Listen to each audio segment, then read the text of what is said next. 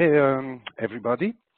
My name is Giancarlo Ciri. I'm with the Peer-to-Peer project, and I would like to warmly welcome all of you who joined us on today's webinar.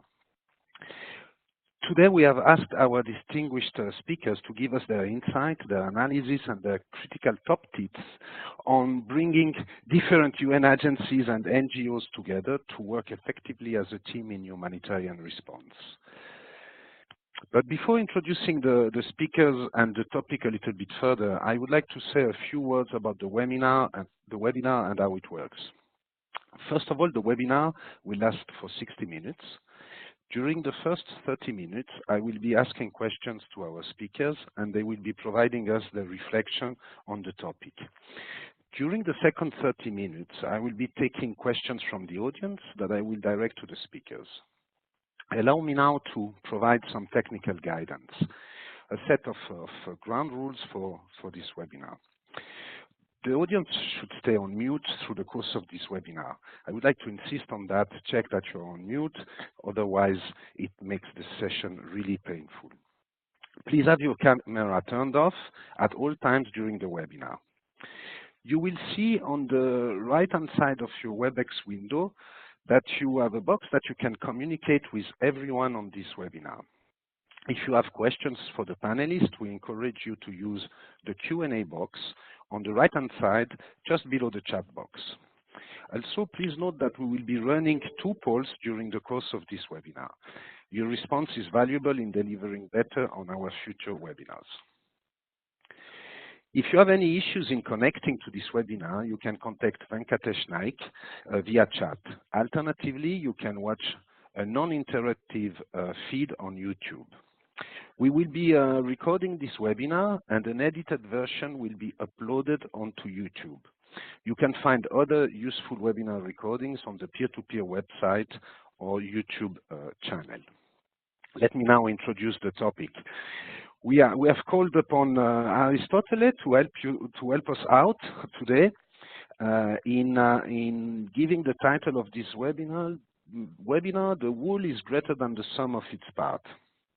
The quote is very much about how much better things are when many different elements of a machine, a system, or a process are working well. It is very much about capitalizing on synergies.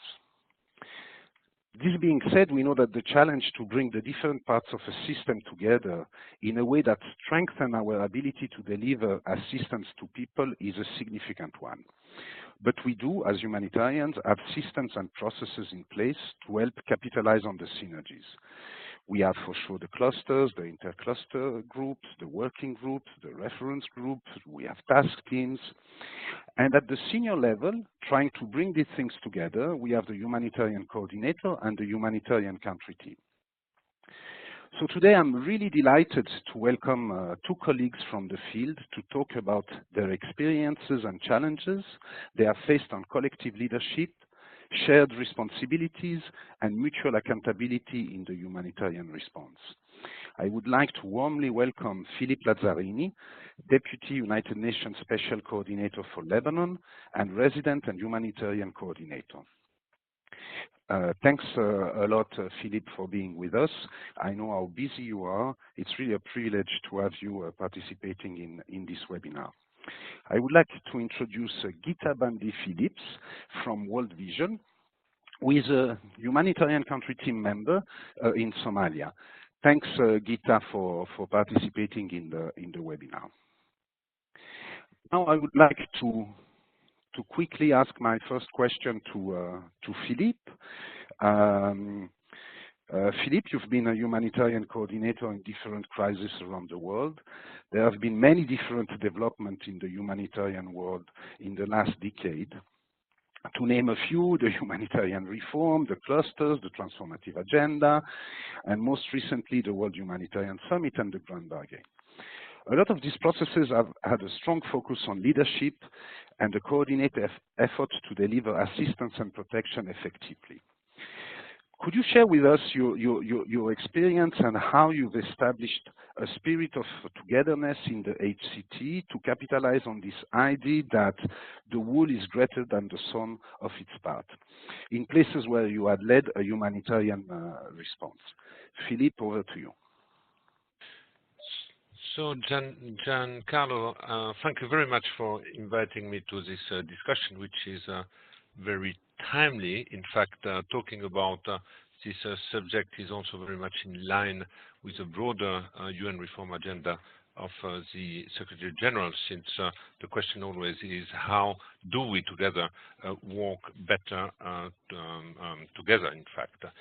So let me give you maybe some thoughts, and based very much on my experience, and I would certainly tap into the experience I had recently in Somalia and now here in Lebanon. But most of the time, let me start by saying that most of the time I have been deployed in complex emergencies, and complex emergencies means that we are undertaking humanitarian action in contexts where the humanitarian response is not the only response to address a complex situation in a country.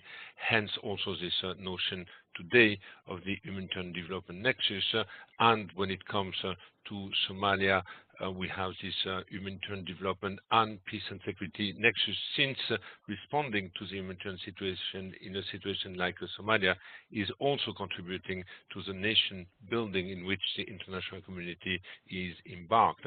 And I would say the same here in Lebanon, where the humanitarian response to a refugee crisis in Lebanon in a region of instability is also a contribution to a broader stability agenda the international community has. I'm saying this because it's very, very important that within the humanitarian community we have a common understanding of the overall situation, because once we have this common understanding, we can also operate together.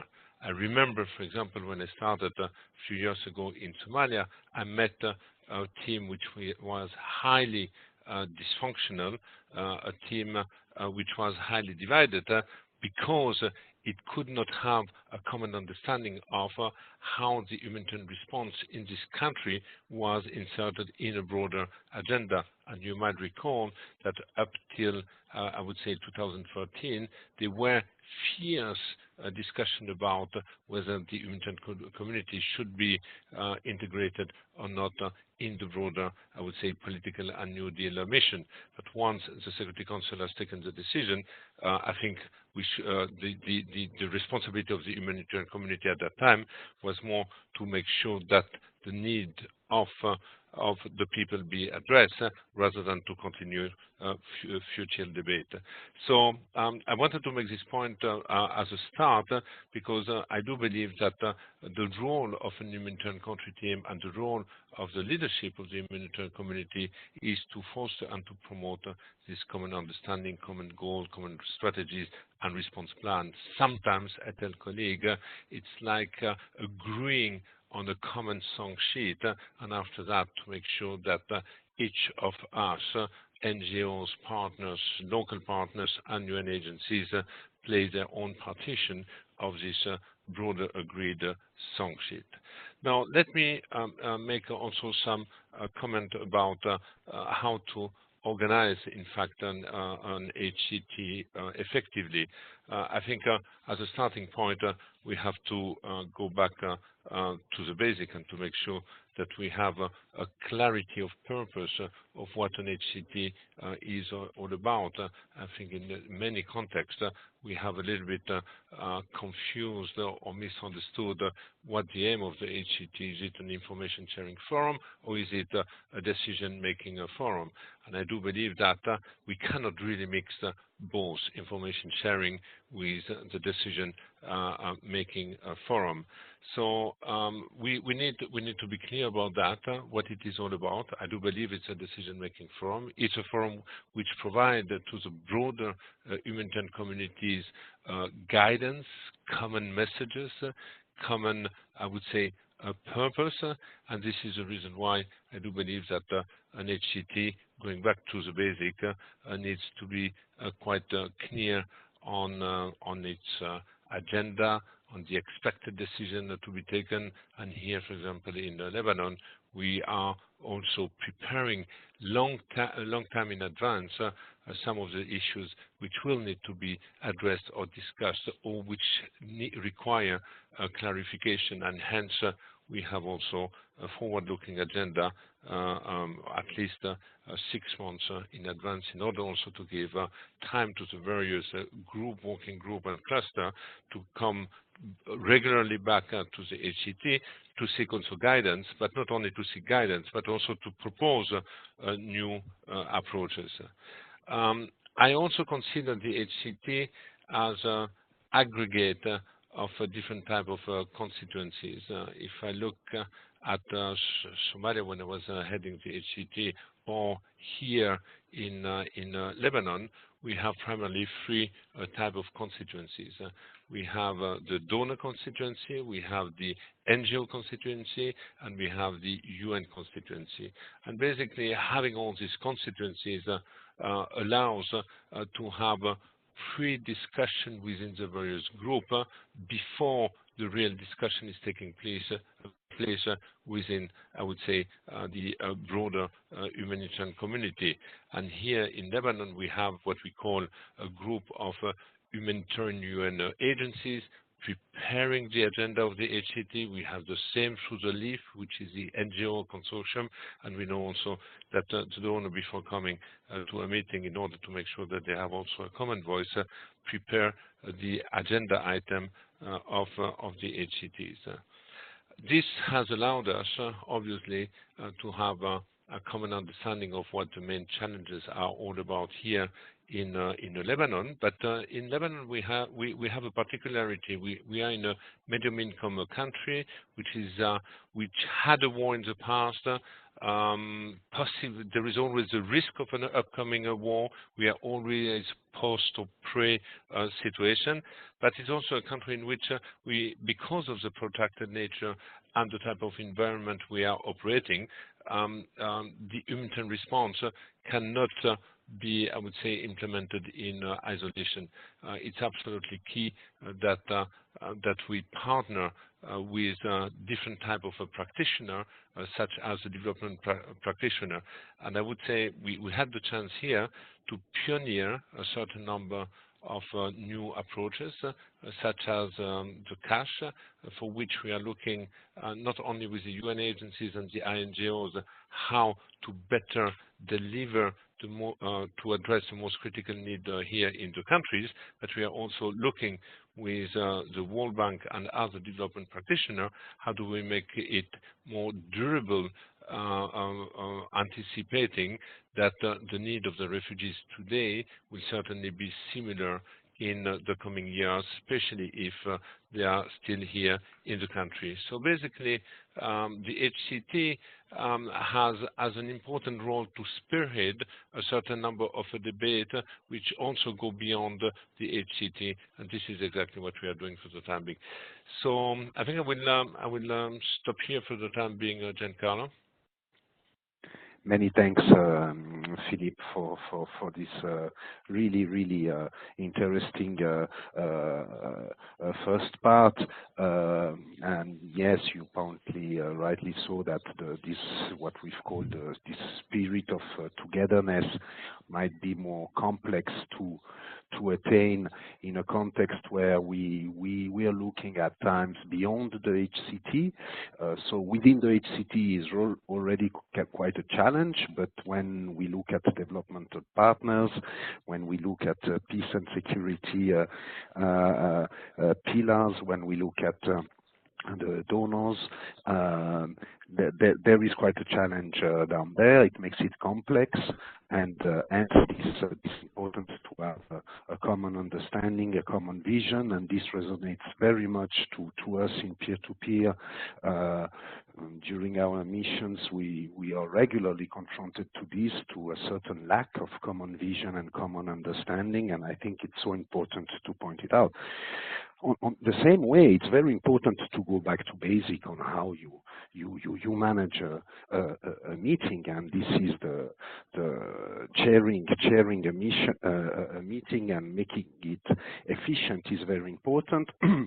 I think there is more and more a consensus on the fact that the HCT is to be a strategic decision-making forum and not a place where people are just sharing information. The importance of preparing the meeting and being clear on who is in and who is not, and who has contributed to it before the meeting is taking place. So many thanks for all these elements. Allow me to ask you my second question. To come back to a more humanitarian angle, we know that it includes a wide variety of issues. It's delivering in a principled manner, taking into consideration accountability for affected population, gender-based violence, PSCA, making sure that protection is central in the response, and many more issues. So in this context, is it possible to spread leadership responsibilities between different agencies and NGOs that effectively support you as a humanitarian coordinator to lead a humanitarian operation with the expertise of different organizations contributing to the team effort? What is your take on that, Phillipe? Yes, Giancarlo, definitely. I think agencies or partners have all different type of mandate or comparative advantage. Now, I can talk about the experience I have here in Lebanon, but also in the Middle East, since I was also based in Jerusalem, where we have very strong mandated organizations. So, if I look at the situation here in country, we are primarily in a refugee context. We are primarily dealing with a refugee crisis, which is also spilling over into a tension with host communities. But clearly, discussion related to, I would say, the refugees, or discussion related to protection aspect around the refugees are led by UNHCR in the country team. For example, I was making the comment before that we have to be careful not to mix information sharing with policy making in the same HCTs. I would just add one caveat with what I said.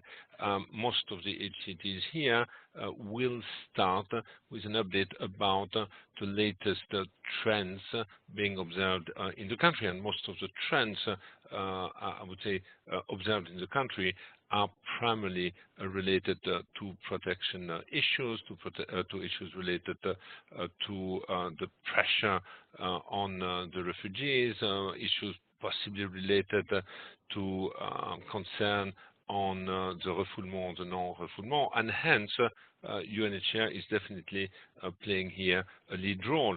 The same when we are talking about the protection of the Palestinian, we have an organization called UNRWA, which is also spearheading this time of discussion. UNICEF has also an important role in spearheading the discussion on child protection, but also child labor and child trafficking here in the country. And we have also a strong NGO consortium here, which is taking initiative on number of advocacy issues here in the country, supported by local NGOs. For example, the entire file related to gender-based violence and domestic violence and women discrimination in Lebanon has primarily been spearheaded by local NGOs who are represented in the country team, and which then have been supported by other agencies.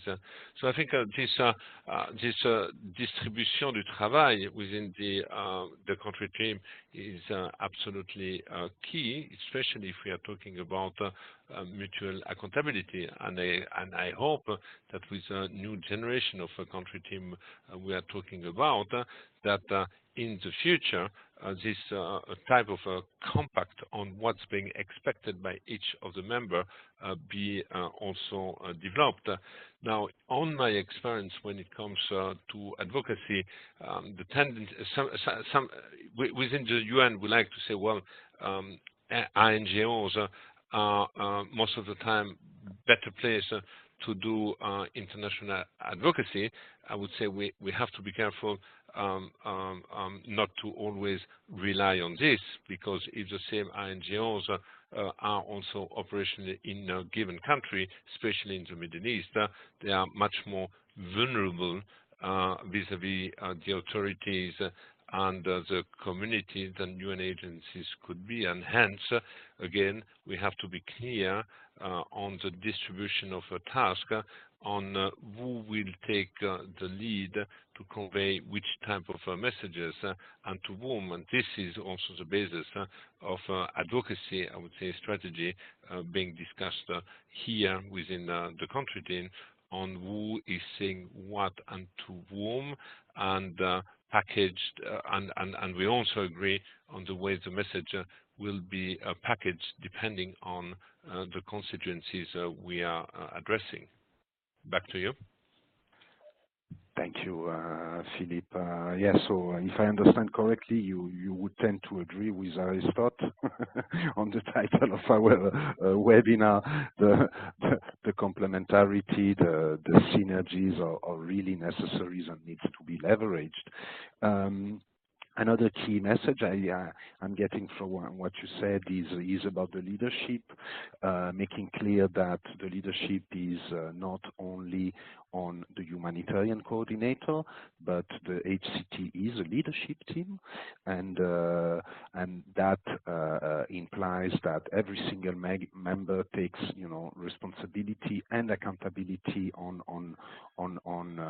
important and strategic issues as per mandates or capacity. You mentioned the compact. I think we'll further discuss during the webinar this compact.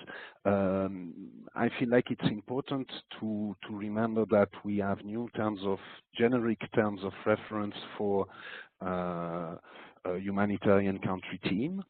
And that's one of the novelty that is introduced in these new terms of reference is, elaborating a compact in the HCT, where the HCT, the members, do agree on who does what and how. And yes, very extremely important point on advocacy. Being astute and strategic on who can say what at what time and from where. I think this is key to smooth the messaging, to make it, however, more effective, and to share the pressure in many contexts where we are in complex and conflict situation, and too many issues are extremely sensitive and political. Thanks again for this, Philip. Geeta, I'm turning to you now to share your experience from Somalia, where Philip has served as well. You've been a member of the Somalia HCT for quite some time now, and we understand that the team has worked hard on the issue of mutual accountability, meaning trying to bring greater accountability to the HCT members for taking on leadership function and working as a leadership team. And we understand that the team has established a process called the HCT Compact we just mentioned, to help formalize the idea of mutual accountability in a light and flexible manner. Could you tell us more about how this works? Over to you, Geeta.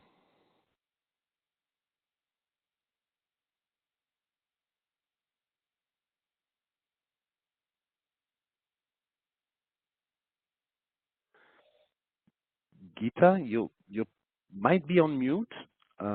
We can't hear you.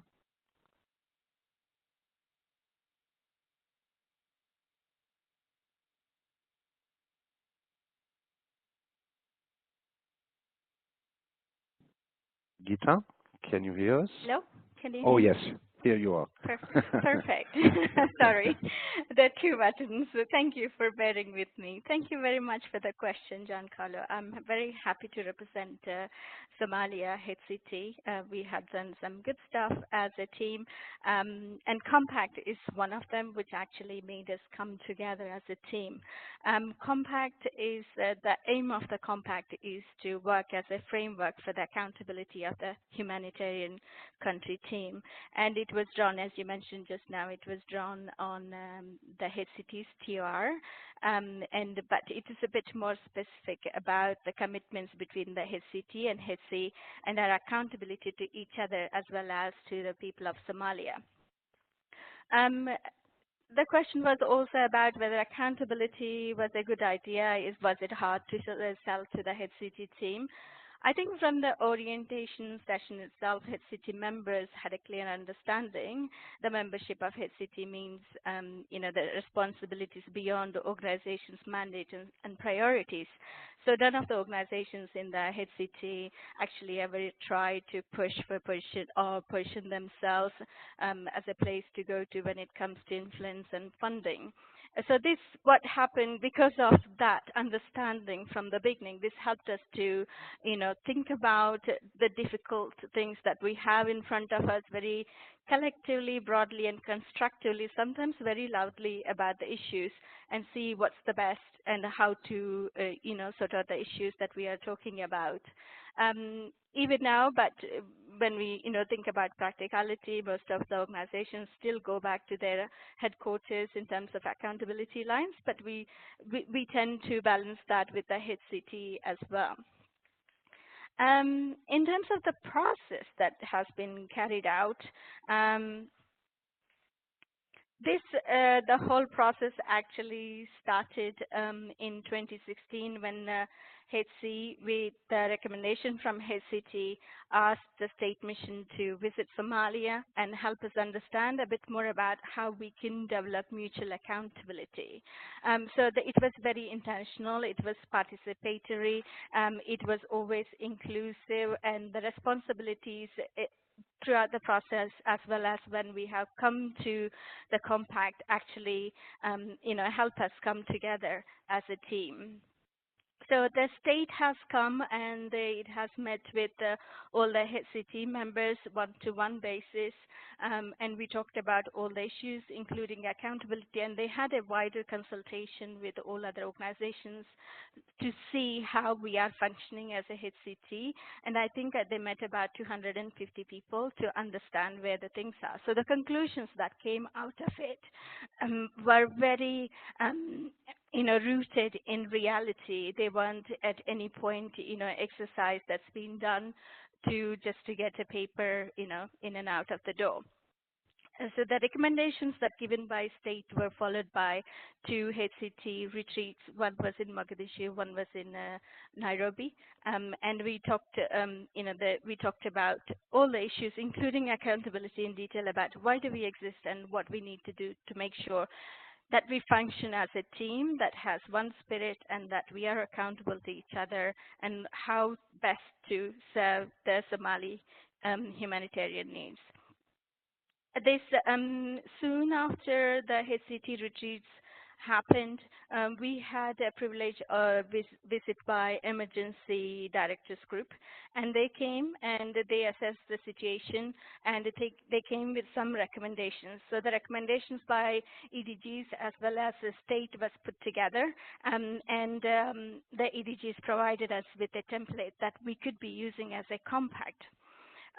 This compact then was shared with the HCT, and HCT, it was a generic one, so we had to tailor it. Small groups have worked on, the framework, and it was endorsed by HCT. But after it was endorsed, again, small groups formed, and then we sort of tailored it to the UN agencies, the donors, and the NGO sector. Once that has been cleared, because some of us have different responsibilities, some of us hold the cluster groups and that kind of thing. So making it very specific to that partner, so your responsibilities are clear, and then your accountability part of it becomes very clear. That's how it came into existence, and I'm really pleased to see that it has been working. And because it wasn't a top-down thing like Peter de Klerk, who is our head C, saying we need to do this, but rather it's a collective understanding of the HCT that we need to be more accountable to each other and to the people we are serving. That has helped bring this team spirit, and it's owned from the beginning. So it started to already work very well for Somalia. Many thanks, Geeta, and I remember very well the mission. I was part of it, and yes, indeed, at that time, our name was State, Senior Transformative Agenda Implementation Team. Since then, we've changed, and we're now the peer-to-peer. But in essence, we're doing the same, supporting humanitarian coordinators and humanitarian country teams to enhance the effectiveness of humanitarian operation. And at that time in Somalia, I remember well as well that it was in the air. It was not yet formalized, the compact.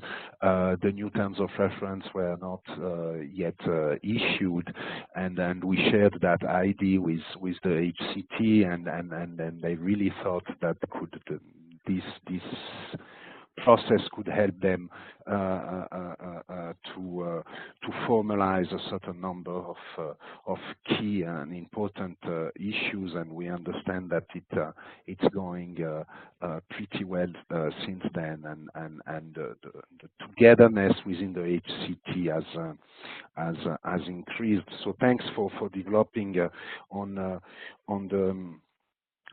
the compact.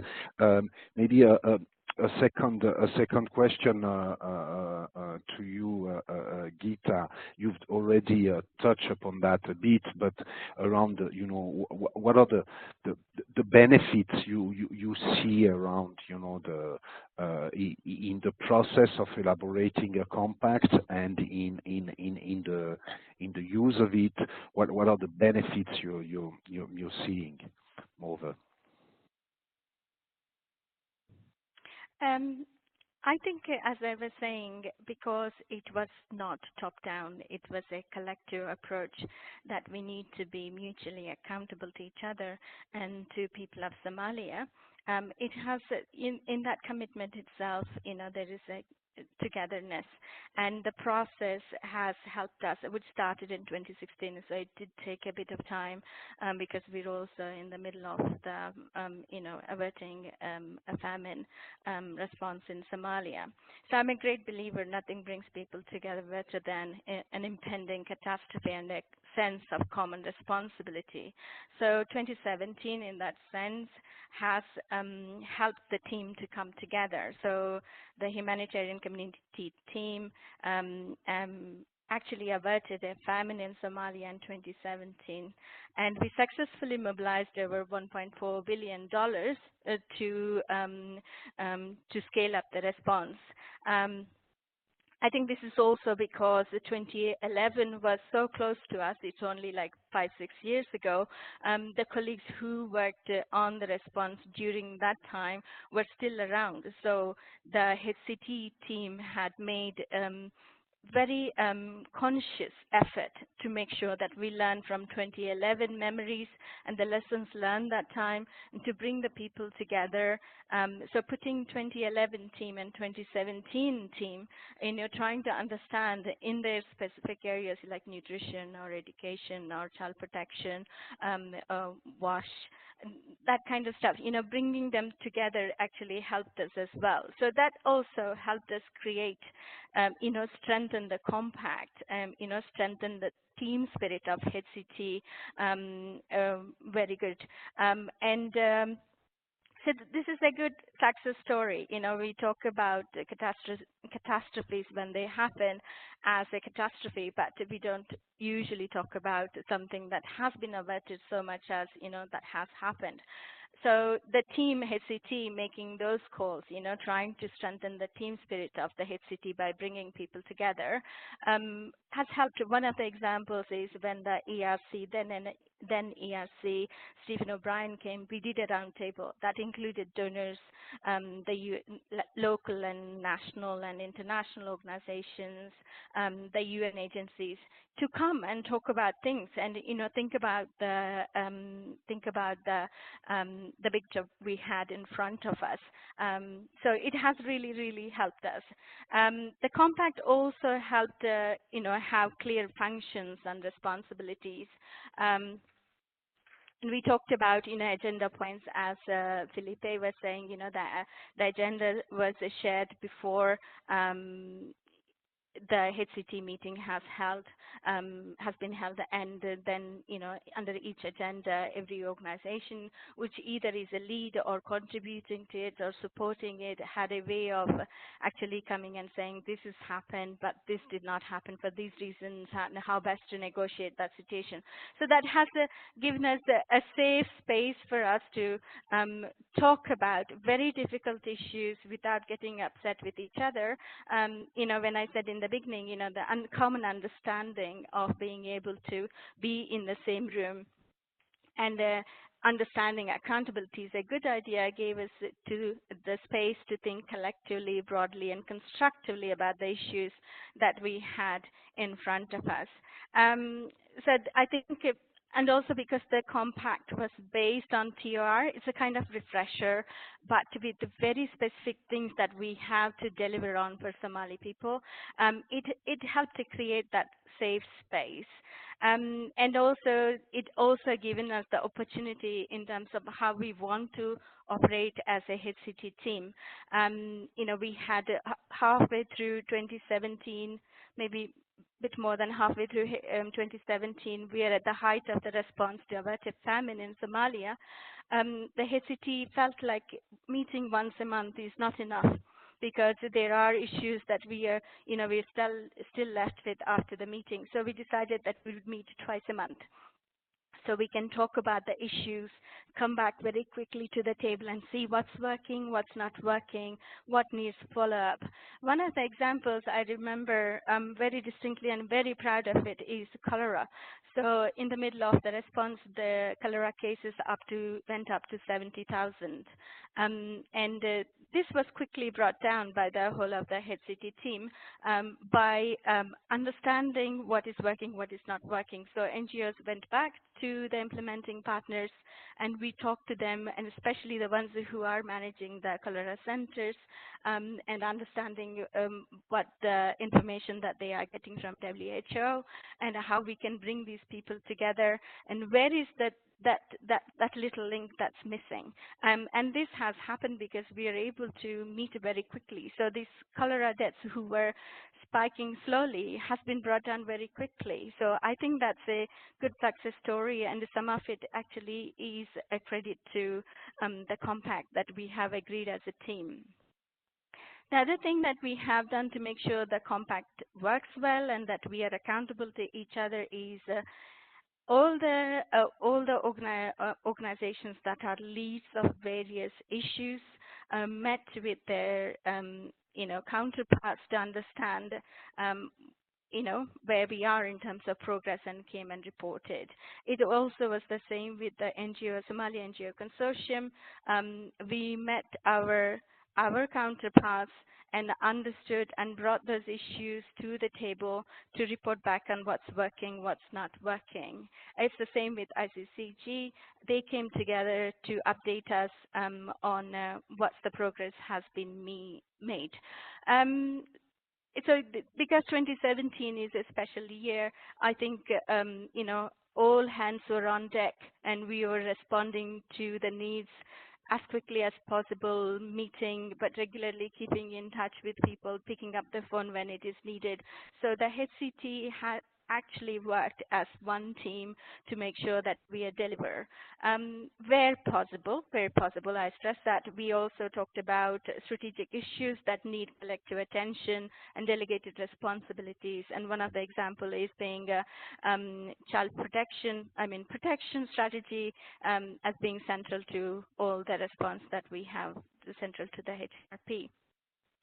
The other thing I would like to say just before I finish here, while we are responding in 2017, the HCT felt like the humanitarian story not being communicated well enough in the media.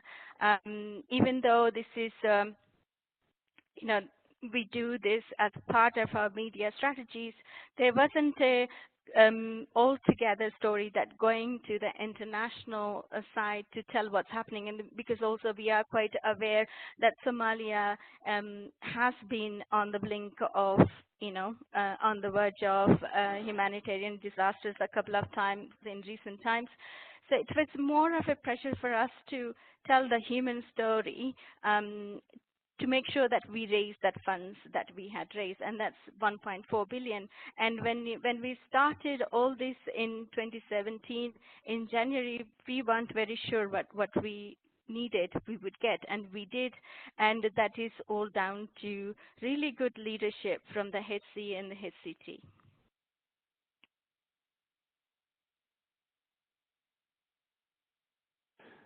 Thanks, Geeta. Sorry, I lost my to activate my my mic. Thanks a lot. Yeah, a couple of elements from what you said and what I could capture. Yes, the top-down approach. I think yes, it's indeed so important to maybe to bear in mind that leadership is not a top-down approach, and neither accountability. The same way accountability doesn't go only one way,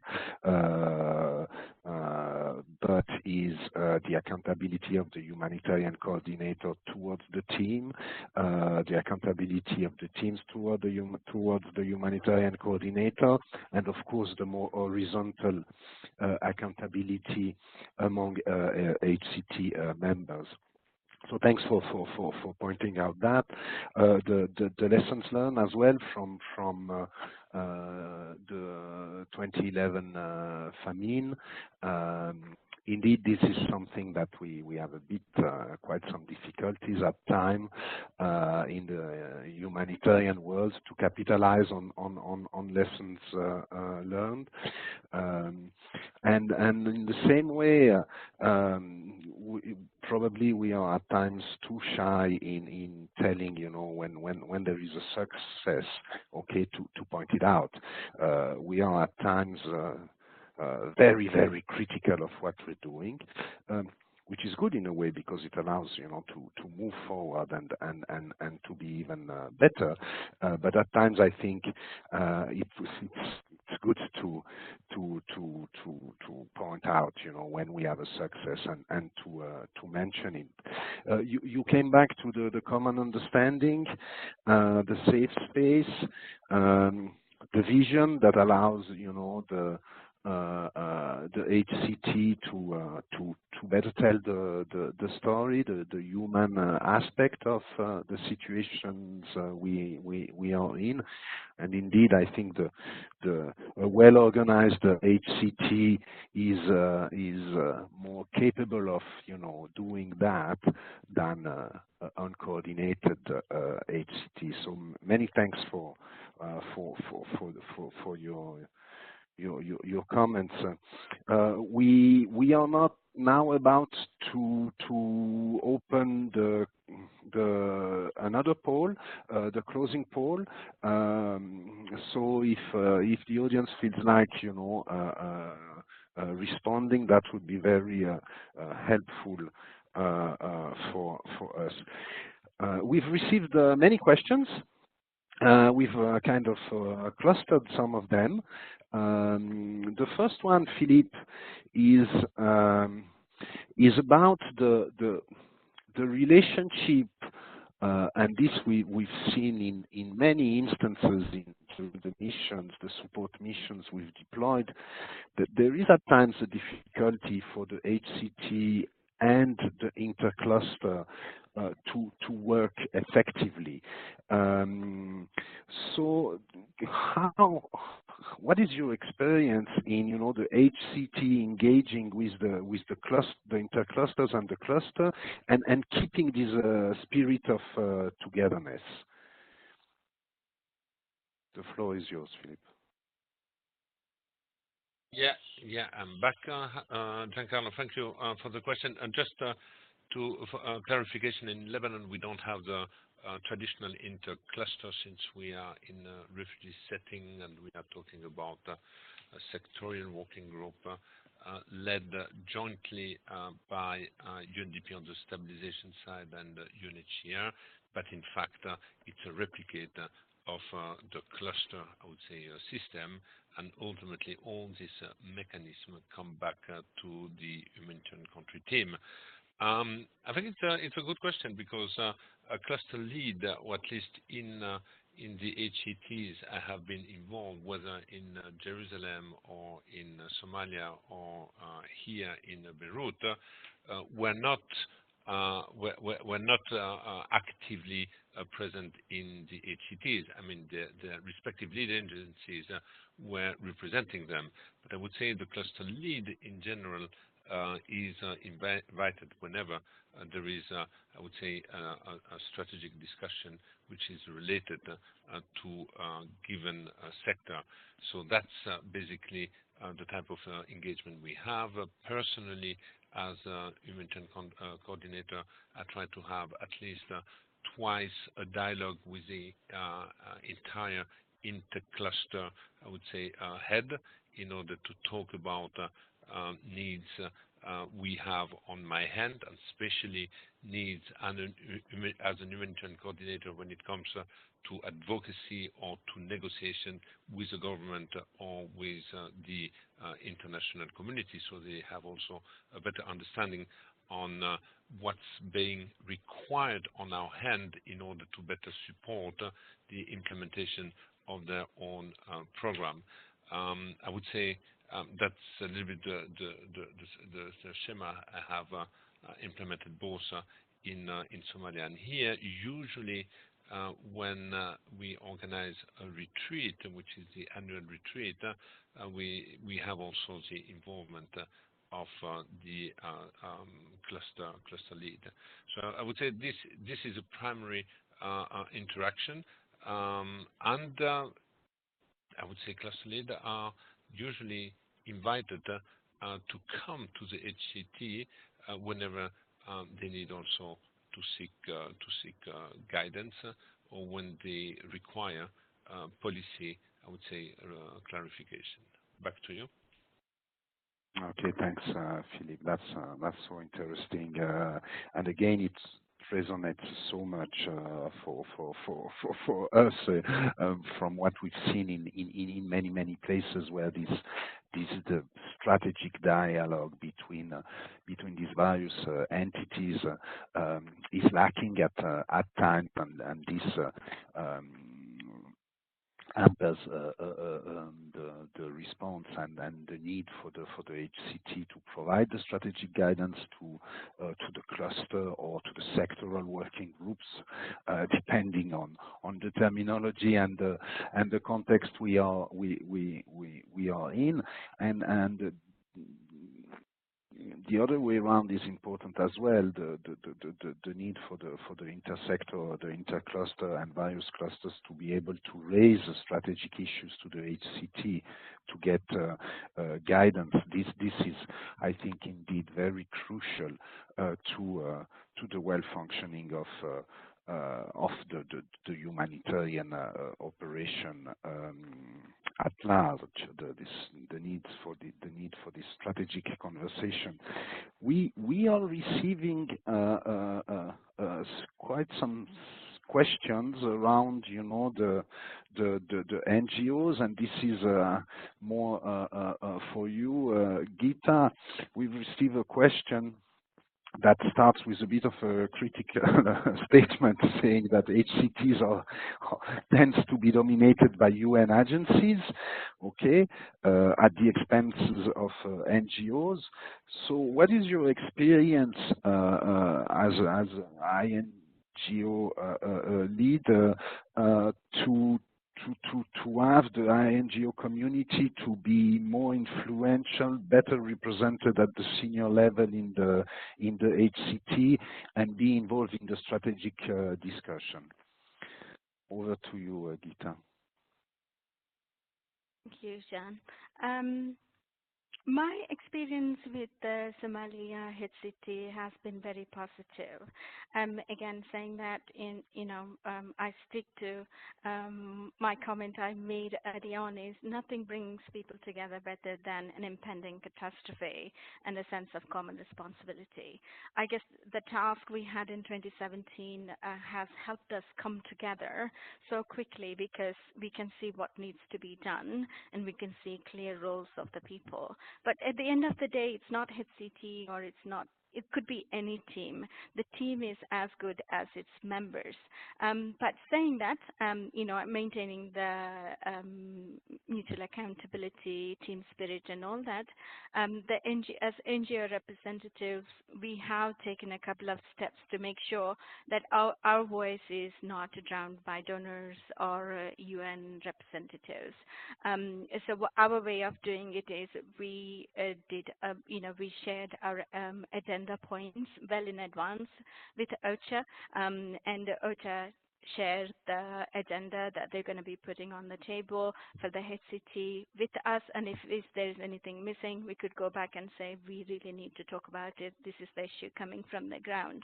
And that has helped us, that having the agenda that is important to you and you want to discuss on the table will sort out a lot of the issues in terms of how you raise your voice or not.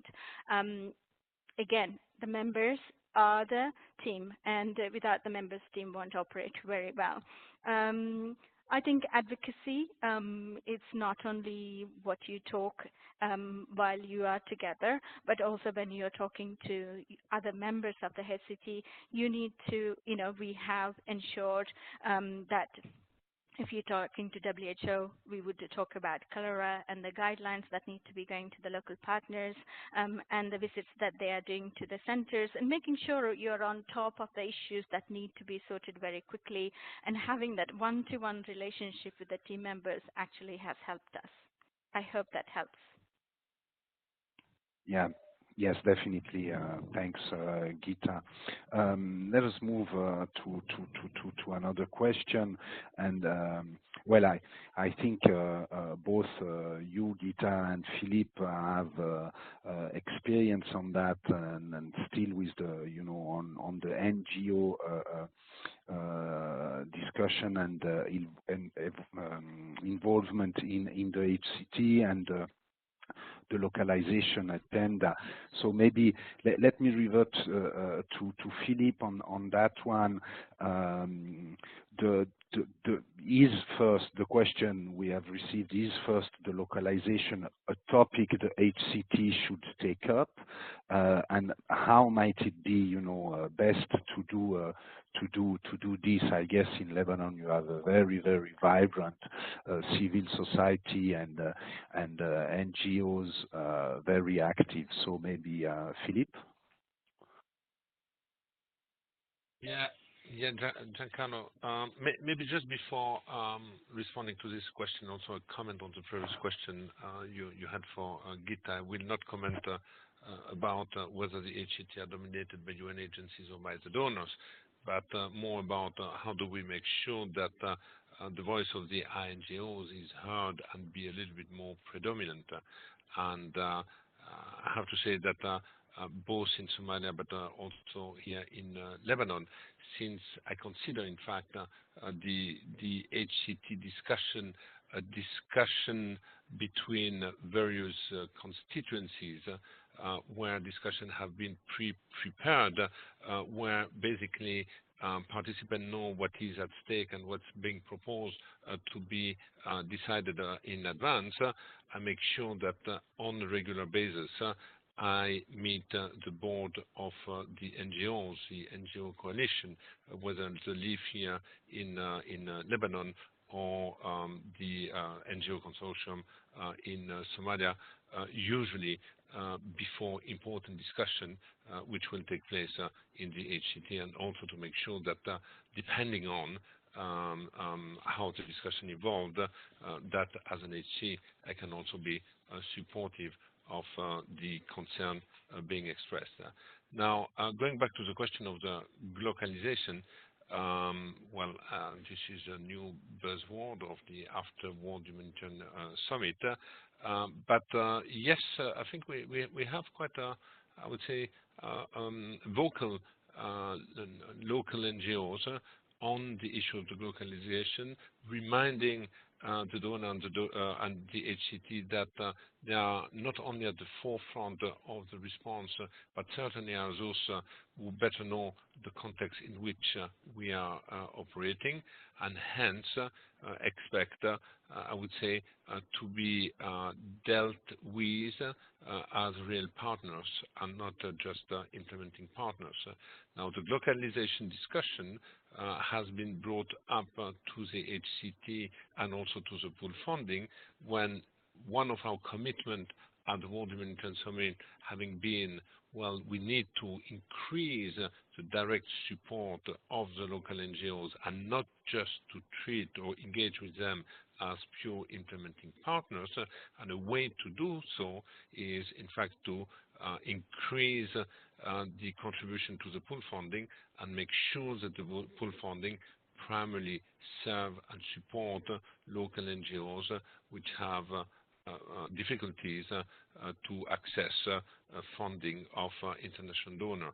So we have initiated this reflection a year ago here, because we had a kind of a moribund pool funding in an environment where our response is worth more than $1 billion. We had a pool fund of less than $10 million. I was basically about to close it. I challenged my colleagues from OCHA and told them, either we make this fund more strategic and in support of some effort here in the country, and here in the country that means local NGOs, and or we decide to close this fund because in fact it has no strategic value anymore in such a huge, big and complex environment.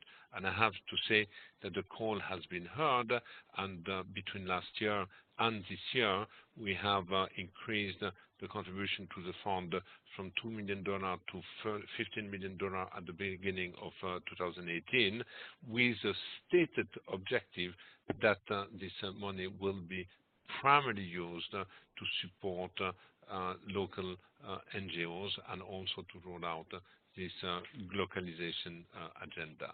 Back to you.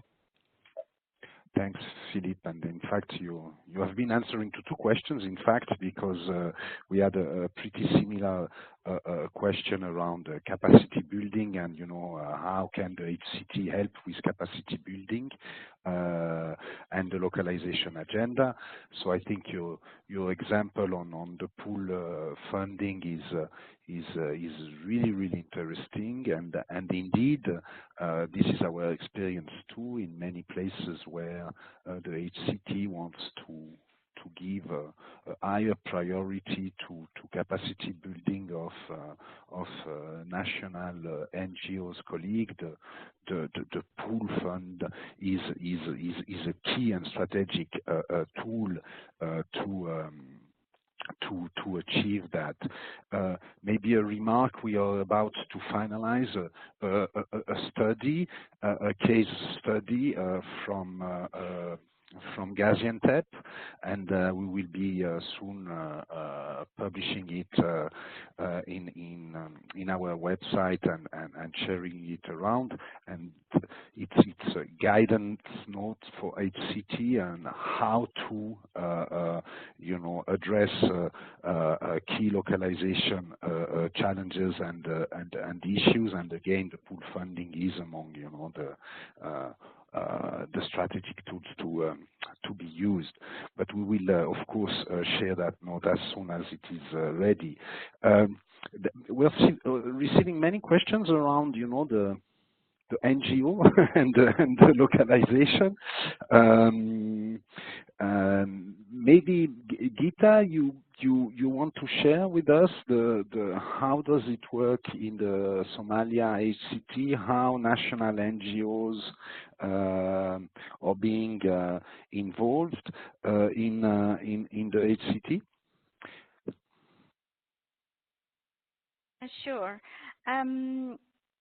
So HCT, Somalia HCT has three national NGOs, and then Somali NGO consortium as the members.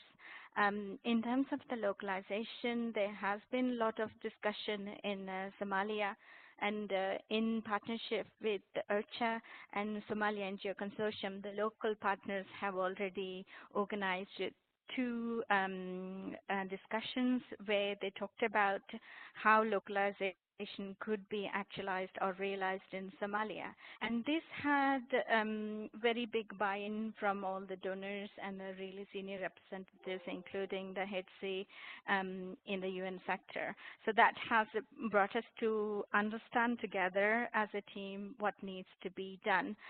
Both of these discussions have resulted in papers that have been going around. So quite happy to share through Somali NGO consortium if anybody is interested in reading them. I guess as a HCT, it was important for us to take the localization forward and making sure the local partners are coming on board. As Somalia blooms up to be a bit more stable country with a lot of national NGOs wanting to take the burden off from the international NGOs, I think we had a good role to play here. In 2017 response, this number might be a bit random, but off my top of my head, what I can remember is that SHF, which is the Somalia Humanitarian Fund, 34% of the fund actually went to the national local partners. So that is a lot more than what we agreed at WHS in 2016. Apart from that, there are a lot of training programs that are being carried out by Somali NGO Consortium, as well as the risk management unit of the UN, to ensure that local partners are well equipped with the tools that they need to ensure that they get enough funding, the voice into the HCT. One of the things I might suggest here is that we do get, we have 3 local NGOs on the HCT, so their voice comes through. But I would like to see a lot more, frontline NGOs who do a lot of work, but do not have maybe same language skills, or maybe they don't have money to travel to meetings, so they never even attempt to come onto HCT, maybe making sure there's a way that we accommodate that language barrier as well as cost barrier to see if we could bring in the frontline voices into the HCT. So there will be more of localization agenda discussions. Many thanks, Geeta. This is very useful. We are slightly late, so it's about time to conclude and close this webinar.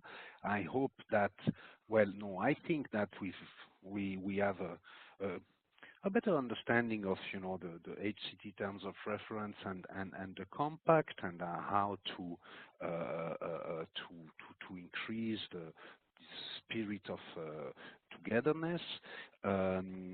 Thanks to Geeta and Phillipe for sharing concrete examples on how the leadership can address